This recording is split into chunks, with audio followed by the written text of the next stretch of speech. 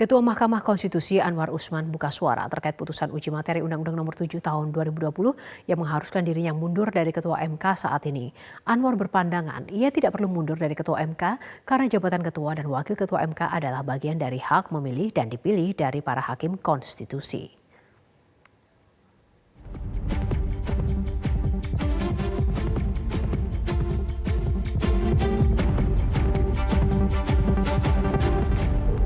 Dalam waktu 9 bulan ke depan, Ketua MK Anwar Usman harus menanggalkan jabatannya sebagai Ketua Mahkamah Konstitusi.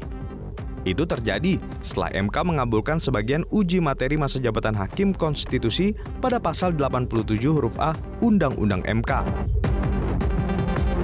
Menurut Undang-Undang Nomor 8 Tahun 2011 sebagai perubahan atas Undang-Undang Nomor 24 Tahun 2003 tentang MK, sebelumnya diatur masa jabatan Ketua dan Wakil Ketua MK adalah 2 tahun 6 bulan. Namun Undang-Undang MK terbaru kemudian memperpanjangnya menjadi 5 tahun.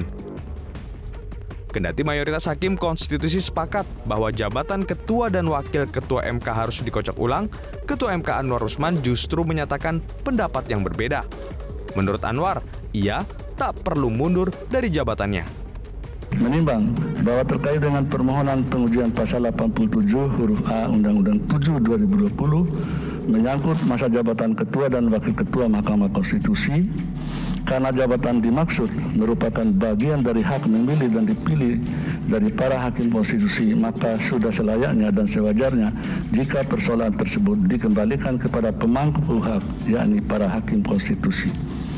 Meskipun dapat dipahami bahwa kehendak para pembentuk undang-undang berkeinginan untuk menjaga proses transisional kepemimpinan di Mahkamah Konstitusi dapat berjalan dengan baik dan lancar, namun keinginan tersebut Agar putusan ini tidak menimbulkan persoalan atau dampak administratif, Hakim Konstitusi pun berpandangan untuk melakukan pemilihan Ketua dan Wakil Ketua MK ini 9 bulan sejak putusan dibacakan.